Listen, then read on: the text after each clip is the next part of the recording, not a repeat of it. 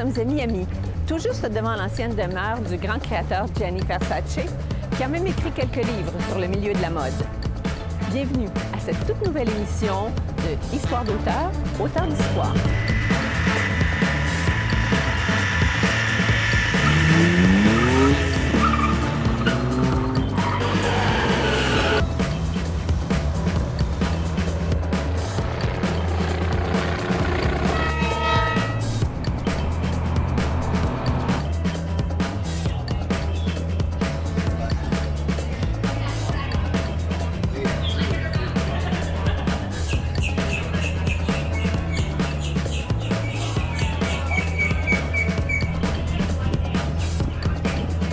Salut Marie! Bonjour Josée! Écoute, moi j'aime tellement ça ici. J'ai l'impression que pour lire, là, c'est un paradis. Tu dois lire tout le temps. Toi, je te vois sur une chaise longue avec un livre. Oh, on a l'impression que quand on est en Floride, on passe son temps à relaxer, à lire. Mais évidemment, quand on vient en Floride pour les vacances, moi évidemment, j'habite ici, c'est différent. J'ai une vie active normale. Mais il n'y a rien comme venir en Floride et se taper un bon livre sur la plage. Et je pense que la Floride est propice à de la lecture légère pour se divertir. Parce que tu m'as proposé de choisir un livre pour venir t'en parler. J'ai choisi le livre de Nathalie Roy, Turbulence du cœur. En fait, il est son 10e roman. 10e roman déjà. Et Nathalie est une fille avec qui j'ai travaillé. Elle est devenue une amie. Et elle m'avait donc dit qu'elle allait écrire un livre sur l'histoire d'un homme qui est en pleine remise en question, un avocat qui travaille dans un grand bureau, un homme qui attire toutes les femmes qu'il souhaite avoir, un homme qui a une relation tendue avec sa fille, une relation tissée serrée avec sa mère et qui finalement est en totale remise en question sur sa vie effrénée, sur son style de vie. Et donc qui va tomber en amour avec une femme qui ne correspond pas nécessairement à ses standards. Alors, quand j'ai su que Nathalie écrivait ce livre, ça m'a, si tu veux, attiré, surtout qu'une partie de ce livre se passe en Floride. Non. Alors, il fallait que je lise son livre. Absolument. Ouais. Mais le fait que tu connaisses l'auteur, est-ce que tu lis ça autrement? Est-ce que tu le lis avec une approche différente ou avec un œil différent? Pas tout à fait. C'est plus l'histoire qui m'a attirée parce que moi, je suis avocate de formation et j'ai évolué dans les grands bureaux d'avocats. Alors, c'est sûr que quand je voyais un peu sa manière de vivre, je me reconnaissais. Tu sais, j'étais quand même capable de voir un peu comment cette vie effrénée-là pouvait l'atteindre, comment ça peut être difficile. Alors, c'est plus au niveau de mon histoire personnelle. Mais évidemment, moi, j'ai vu Nathalie écrire son livre en Floride en sweatpants, dans un appartement à Hollywood. Alors, je trouvais ça amusant là, de voir le produit fini. Le produit fini, exactement. Et ça m'a beaucoup plu. C'est un livre qui m'a divertie. Moi, je suis une lectrice difficile. Il faut absolument que le livre me prenne dans les 20 premières pages. Si ça ne me prend pas dans les 20 premières pages, je débarque, je ne continue pas. Et ce livre-là m'a vraiment pris d'aplomb. Mais qu'est-ce qui te prend, toi? Qu'est-ce qui fait que tu accroches? C'est les personnages? Ou l'histoire? La façon dont on écrit, le rythme, les mots. Il faut que ça soit simple, facile d'accès. Quand je lis, moi, c'est pour me divertir. Tu sais, mon métier, c'est d'être journaliste. J'écris, je fais beaucoup de recherches. Alors, il ne faut pas que ça soit quelque chose de difficile à lire, hein, de pénible. Il faut que ça aille de soi. Et tu les as trouvés comment, ces personnages? Parce que je l'ai lu après, on s'en est parlé. Là, je me suis particulièrement intéressée à la relation de Louis-Philippe Rousseau, l'avocat, avec sa fille. Une relation un petit peu perturbée, mais en même temps, j'ai trouvé qu'il y avait beaucoup de sensibilité chez le personnage parce que, bon, on voit qu'il veut, si tu veux, rétablir les bonnes relations avec sa fille. Alors, les relations familiales m'ont beaucoup touchée personnellement. Évidemment, sa relation avec les femmes, c'est comment est-ce que pensent les hommes? Bien, en lisant un livre comme ça, bien, ça nous permet un peu de comprendre leur façon d'interpréter les relations. Tu le trouvais crédible, donc, son personnage? Crédible, tout à fait, oui. OK. Et j'étais bien contente de voir que cet homme-là, qui a une vie parfaite, allait tomber amoureux d'une femme qui ne correspondait pas aux standards de beauté nécessairement ou à la jeunesse qui est tant vantée dans la société. Tu étais là posé pas mal. Hein? J'étais contente qu'il tombe en amour avec cette femme-là. Ça brisait des idées reçues. Une chose que j'ai trouvée particulière, je te dirais, puis à la limite je dirais pas à la limite crédible, mais ça m'a un petit peu accroché. C'est sa relation avec sa mère. J'ai l'impression de la façon dont elle le traite. Ça doit être rare, un homme de cet âge-là qui se laisse traiter comme ça par sa mère. Ça, je trouvais ça... Mais c'est rigolo. J'ai pensé que c'était au deuxième degré puis que l'auteur avait voulu vraiment exagérer dans cette description. Josée, je vais t'apprendre que moi, j'ai eu des chums qui étaient traités de la même façon par leur mère. Alors, ça m'a fait rire parce que j'ai reconnu ma propre histoire dans ça. Écoute, moi qui pensais ça exagéré, tu m'apprends quelque chose. Mais tu vois, ça me donne une autre idée de ça. Donc, tu le recommandes? Oui, je le recommande. J'ai pas eu la chance de lire les autres romans de Nathalie, mais j'ai tellement apprécié la lecture que je vais m'y mettre. Ça, je peux te le promettre. Puis à part ça, tu lis quoi pour le reste du temps? Pour le reste du temps, j'aime beaucoup, moi, les romans de Sénécal, de David Goudreau. J'aime la littérature hard, un peu dure. Ça me permet de m'évader. C'est mon côté un peu sombre et j'aime ça, m'évader dans ce genre de livre. Ah, ben ça tombe pas dans l'oreille d'une sourde, on s'en reparle. Ben oui. Ben merci, cheers. Merci. Santé, Marie.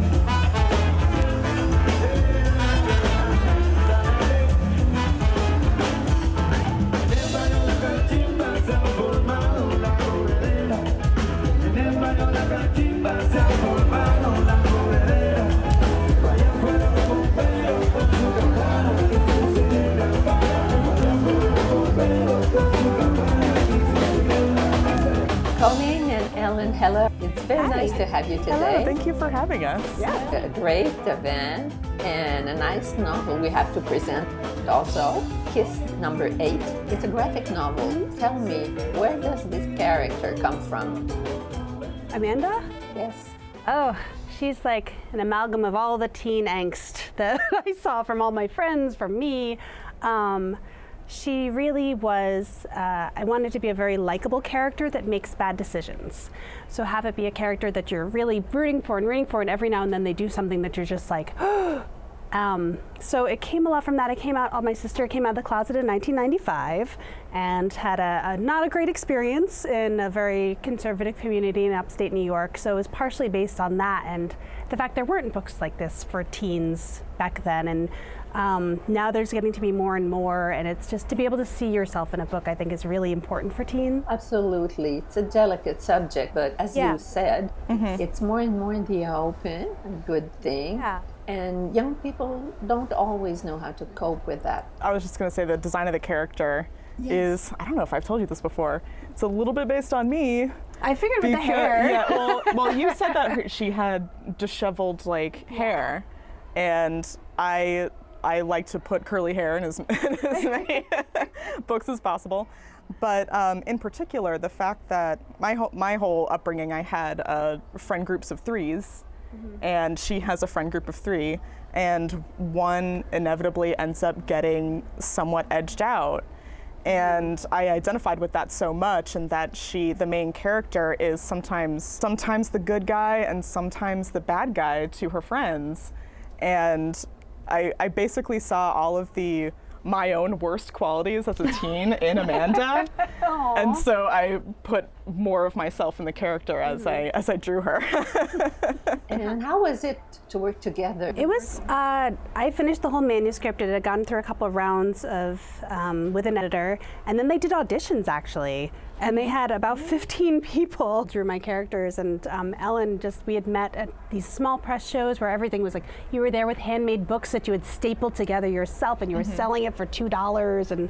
And we had met before, and I suggested her for it, and her audition, just like every character was just exactly how I pictured them. And she got the emotional part, but also got the funny, which was very difficult, because people could draw very funny, but they can't draw very serious, you know, or they draw very serious, but they can't get the jokes in there. And I think for a book like this that is so heavy and so much angst happening, you need to have those funny scenes because that's what life is, you know? You need a balance. Exactly, yeah. Do you have comments from your young readers? Yeah. Yes, the teens have been so sweet. Really? Yes, they've been wonderful. Yeah. We've had wonderful questions from them and wonderful feedback and support. Even when it's negative feedback, it's very constructive. Yeah. And in general, it's been a very positive experience, and I just, every single young person who comes up to us, I just think the world is better for you in it. I'm so happy. Yeah.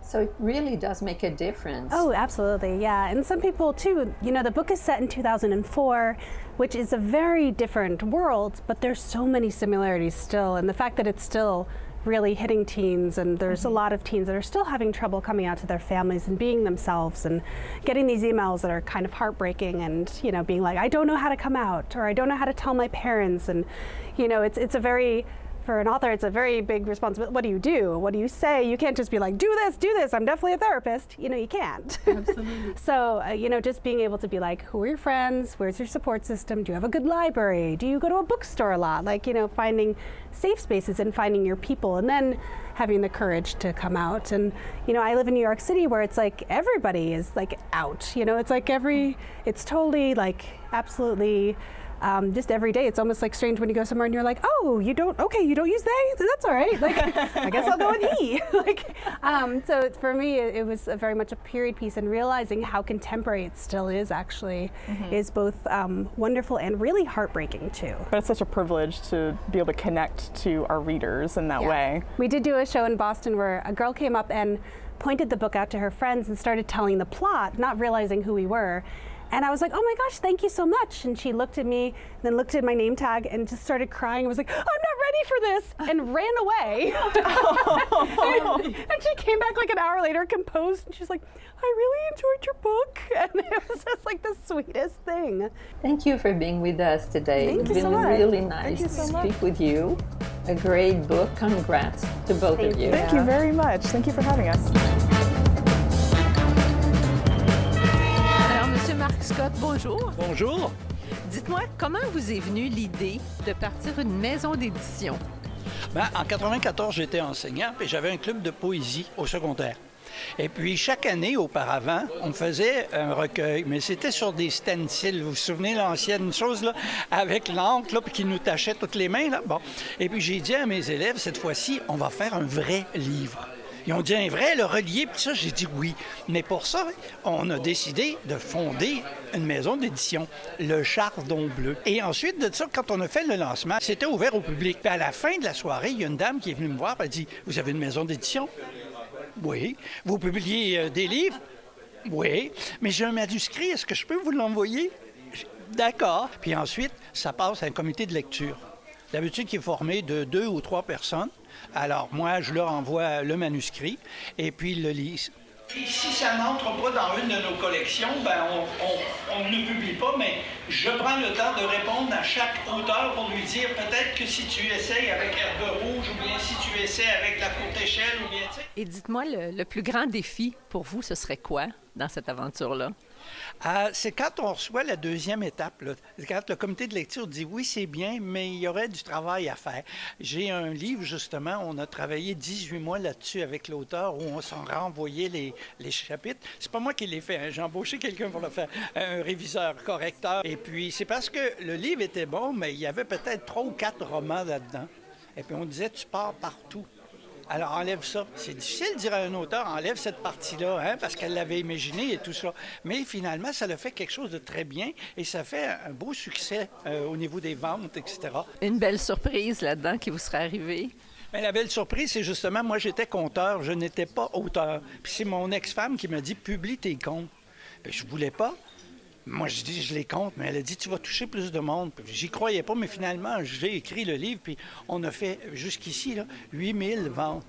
C'est, pour nous, là, un gros succès, là. 8000 exemplaires du même livre, là, c'est très rare dans notre société francophone.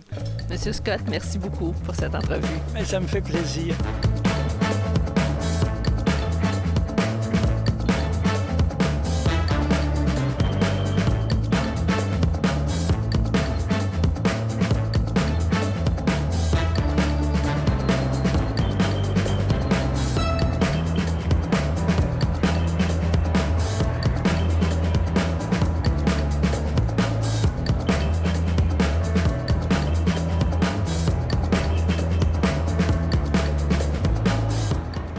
J'ai été présidente de la Société d'histoire de la Seigneurie de Chambly pendant 8 ans.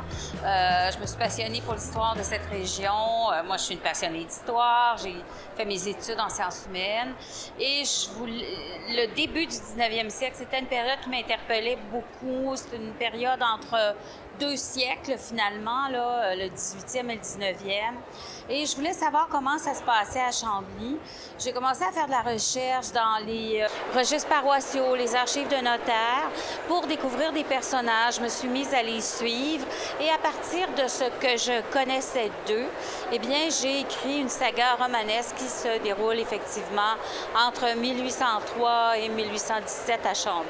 Alors, la recherche, c'est très long. La recherche, ça se fait tout le temps. Finalement, on ramasse du matériel, on commence à établir quels seront nos personnages, quelle sera notre histoire, parce qu'il y a du roman là-dedans. Là, je me fie pas uniquement aux faits historiques. L'histoire, c'est le décor, l'histoire, c'est le contexte, c'est la mentalité, c'est les petits détails, mais je vais romancer un peu ce qui arrive à mes personnages, toujours à partir de ce que je connais d'eux. Je les campe dans leur univers, dans leur société. Tout au cours de l'écriture, on est toujours titillé par des petits détails. Il faut chercher, ne fût-ce que pour les costumes, pour toutes sortes de détails. C'est continuel. On est toujours à revérifier quelque chose si on veut que ce soit plausible et exact, si possible. Pour l'histoire d'Alice Gagnon, c'est l'histoire qui est inspirée de celle de mes grands-parents, Alice Loretta Gagnon et Patrick Lalancette. En fait, c'est assez amusant comment c'est venu. C'est qu'on terminait les chroniques de Chambly et il y a quelqu'un chez Urtubise qui habite, qui est originaire du Saguenay comme moi. Alors, on en discutait, on en parlait. Puis là, il m'a dit, mais pourquoi tu parles pas de toi, de ta famille, etc. Alors, c'est comme ça qu'est venue l'idée, finalement, d'écrire cette histoire-là. Premièrement, j'ai recueilli beaucoup de témoignages de famille. Les gens étaient enthousiasmés par mon projet. Je les ai toujours bien avertis que j'écrirais un roman et non pas un récit de famille. Ça, c'est important. Il faut prendre une distance avec l'histoire, même si c'est celle de sa famille et peut-être même surtout si c'est celle de sa famille. Quand on écrit un roman, on exagère le trait. Là, c'est des personnages que j'ai connus, mais j'en ai fait des personnages. C'est pas la réalité, la vraie vérité, là. Bien, il y a eu toutes sortes de réactions. Je pense qu'ils étaient assez heureux de ça. C'est certain que s'ils avaient des attentes, par exemple, au point de vue d'un personnage, disons une cousine pour son père ou sa mère ou des choses comme ça, peut-être que le roman ne correspondait pas à ce qu'ils s'attendaient.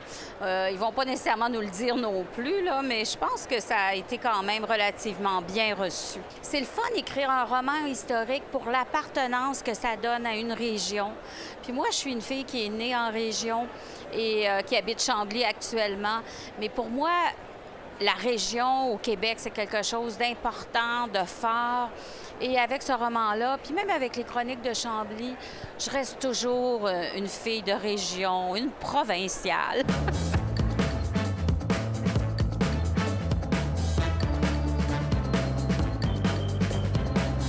Salomé Corbeau, bonjour. Bonjour. Dites-moi, c'est quoi la lecture en cadeau? La lecture en cadeau, c'est très simple. C'est quelqu'un du public qui offre un livre neuf à un enfant issu de milieux défavorisés. Et pourquoi cette cause-là, vous l'avez choisie en particulier? Parce que je pense qu'avec l'apprentissage de la lecture et de l'écriture, on devient un citoyen libre. Et plus on commence jeune, plus on développe des capacités cognitives, plus on s'intéresse à apprendre. C'est pas pour faire seulement des grands lecteurs, c'est aussi pour faire des citoyens qui sont capables de lire leur contrat d'assurance, d'apprendre, de connaître. Et un livre, ça peut t'amener n'importe où dans le monde. Et comment on peut contribuer à ça? En achetant un livre neuf, en le mettant dans les bornes partout au Québec. Il y en a dans les libraires, les grandes chaînes comme les plus petites, dans les bibliothèques municipales aussi. Donc, vous achetez un livre neuf, puis vous le mettez dans une de nos bornes et ça va être distribué partout au Québec. L'idée, c'est de leur remettre un objet précieux, un objet neuf qui leur est dédié. Et on pense que ça sème une petite graine de générosité et ultimement de plaisir de lire. Une très belle cause. Merci beaucoup, Salomé, de cette entrevue. De rien, ça m'a fait plaisir.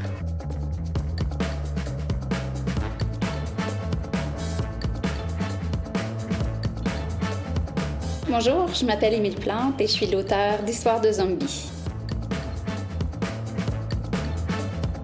Zoé est le nombril du monde. Mais qu'arrive-t-il, nombril du monde, quand tout s'effondre? Tout le monde semble s'être donné le mot pour rendre sa vie infernale. Zoé croit que rien ne pourrait être pire jusqu'à ce que tout bascule.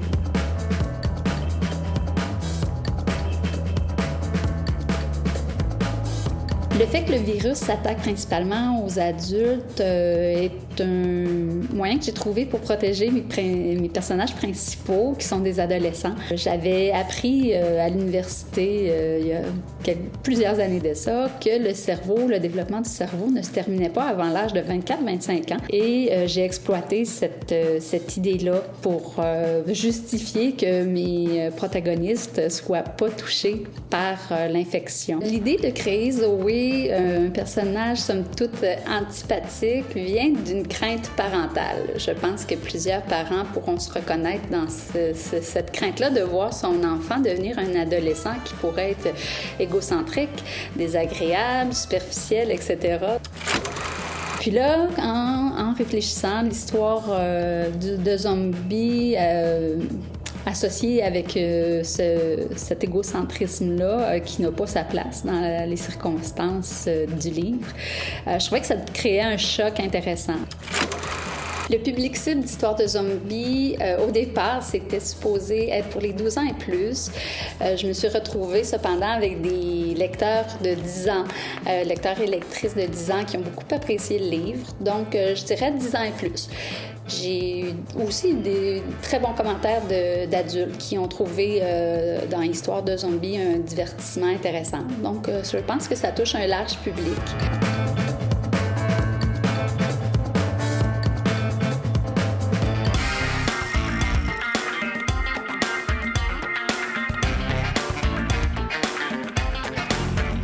Moi, je voulais te parler de ton nouveau livre. En fait, c'est ton deuxième, 1000 bonnes adresses en Floride. Comment t'as travaillé ça? T'as fait le tour de la Floride? Ah oui, ça a vraiment été... écoute, j'en ai écrit un premier et ça, c'est la deuxième édition. Donc, c'est l'édition renouvelée avec des nouvelles adresses, changement de photos. C'est un livre bonifié, en fait. Lorsque j'ai écrit le premier livre en 2016, j'ai passé carrément près d'un an dans la rédaction, la recherche, le voyagement pour en faire ce guide parce que le deuxième a près de 600 pages. Alors, c'est un gros bouquin. Il est lourd. Je sais pas si tu l'as... Je l'ai chez moi. Il est magnifique, d'ailleurs. Très, très bien illustré. Les photos sont superbes. Merci. Ce qui est super intéressant aussi, c'est qu'il y a des coups de cœur de nos Québécois, de nos personnalités de chez nous. Exactement.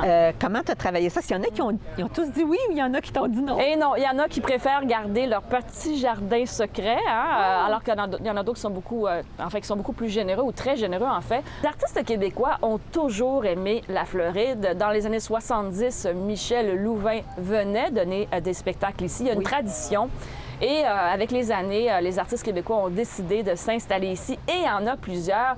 J'en avais répertorié, je pense, une centaine environ. Alors, dans mon livre, j'en ai 40. J'étais très chanceuse. Et comment tout ça a commencé? C'est que moi, j'ai travaillé longtemps. Je travaillais toujours au magazine La Semaine. Et je savais qu'il y avait beaucoup de vedettes québécoises installées en Floride. Et j'avais été voir mon grand patron à l'époque, Claude Gicharon, que tu connais sûrement, qui est le Murdoch du Québec. Et je lui avais dit, écoute, Claude, il y a beaucoup d'artistes en Floride. Laisse-moi donc partir un hiver et je vais revenir avec des entrevues. C'est comme ça que tout a commencé. Et ensuite, je me suis retrouvée au Journal de Montréal et donc, on m'a proposé de faire ce livre avec donc les coups de cœur des vedettes. Tu as fait plusieurs salons du livre, tu te promènes partout avec ça. Puis c'est quoi les commentaires des gens? Bien, les gens sont étonnés de voir à quel point il y a une autre Floride. On connaît évidemment Hollywood, Fort Lauderdale, Miami, South Beach, mais la Floride a plein de trésors cachés. C'est pas juste la Floride. On s'entend, là. Il y a un côté très convivial, très vacances aussi. Je te donne un exemple. Le Panhandle, ça, c'est le nord-ouest de la Floride. C'est à la frontière de l'Alabama. C'est extraordinaire. C'est les plus belles plages que j'ai vues au niveau de la qualité du sable, au niveau de la clarté de l'eau. C'est une région vraiment un peu boudée par les Québécois et qui ne devrait pas l'être. Alors, dans ce livre-là, je présente ce genre de région. Mais oui, pourquoi tu penses que c'est boudé, ces coins-là? Bien, dans le cas du Panhandle, c'est un peu frais en janvier-février, il faut le dire. OK, donc la température fait que c'est moins couru. Exactement, mais j'encourage les gens, moi, à venir en Floride l'été au printemps. Pourquoi, penses-tu, Josée? Parce que c'est moins cher. Alors, au lieu d'aller dans le Maine et se geler les fesses, venez donc en Floride, ici, où l'eau est toujours chaude toute l'année. Ton resto préféré ou l'endroit que tu me suggérerais, là? J'aime beaucoup manger avec une vue incroyable sur l'océan. Par exemple, à Lake Worth Beach, il y a, ça c'est, je dirais, à 25 minutes de Fort Lauderdale, il y a Benny's on the Beach, où on peut manger d'excellents lobster rolls avec une vue magnifique sur l'océan. Alors, ce genre de petit endroit-là, convivial, j'aime beaucoup. On mange très bien, je te dirais, dans le Panhandle, les meilleurs fruits de mer que j'ai mangés et surtout, moins cher. C'est beaucoup moins cher le Panhandle. Un endroit pour, je sais pas, moi, une activité particulière, par exemple, qui sort de l'ordinaire. Tu connais les Lamentins, Josée? Ben, un petit peu. Hein? Les Lamentins, c'est comme des grosses vaches de mer. Ils sont adorables. Et l'hiver, on peut les observer. On peut même nager avec eux dans leur état naturel à Crystal River. Alors, moi, ça a été une révélation pour moi d'apprendre à découvrir ces bêtes sympathiques, de nager avec elles. La Floride intéresse, je pense, intéresseront les gens qui aiment les activités sportives, le kayak, la pêche, la plongée. C'est un paradis nautique ici. Alors, on en profite. Donc, nager avec des lamentins, vous devez vivre cette expérience une fois dans votre vie. Ah, bien, c'est bon à retenir, alors. Et puis, ben, disons, pour terminer, un endroit pour sortir ou aller faire la fête, là. Chaque petite ville a sa rue. Évidemment, on ne se trompe pas en allant se dandiner à South Beach. Il y a plein de bars et de restaurants. Il y a aussi, évidemment, le nouveau Hard Rock, le Seminole Hard Rock, l'hôtel en guitare. Et là, vous trouvez des boîtes de nuit, des casinos, des restaurants. Alors, on peut faire la fête jusqu'aux petites heures du matin à Hollywood, un endroit que les Québécois adorent. Merci beaucoup, Marie. Voici qui termine notre émission. J'espère que vous avez aimé. À bientôt.